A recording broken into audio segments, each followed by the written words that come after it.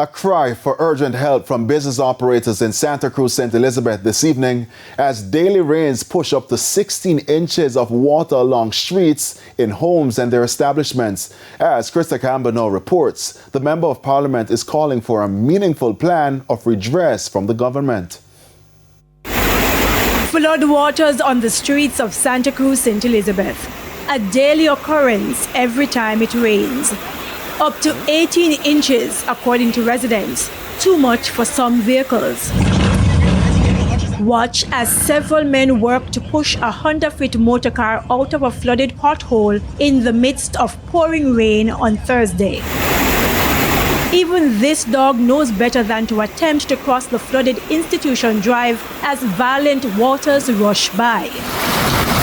Some of that very water ending up inside businesses like this bodywork shop, pulling the brakes on at least one vehicle which is no longer running, and literally pouring cold water onto people's earnings. As you see, we rain start because water flood. For me, I have a lot of things in the damage right now.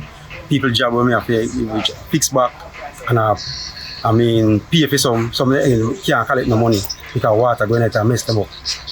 Equipment when we use, do we work, water going at them and jam them up.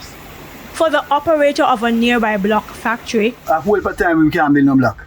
Because the mall wash away. So they make it dry and put it down. Gone. We try to elevate some as much as possible, but sometimes we get caught off guard because sometimes you expect the rain come in and wet them up and lose them. At Pastry Palace Bakery, we have to move our vehicle, put it at higher grounds. We have to put the stock in the bakery at higher grounds so that it does not disturb the products. The water is coming from over the open lot there to over here. So when you have too much water over there, we get flooded out.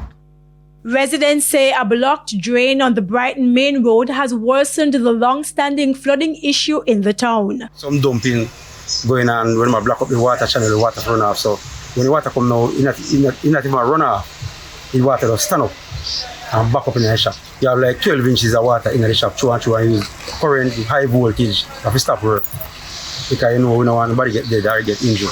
What they did once, they dug a soak away, but the soak away is not enough. Cannot contain the amount of water.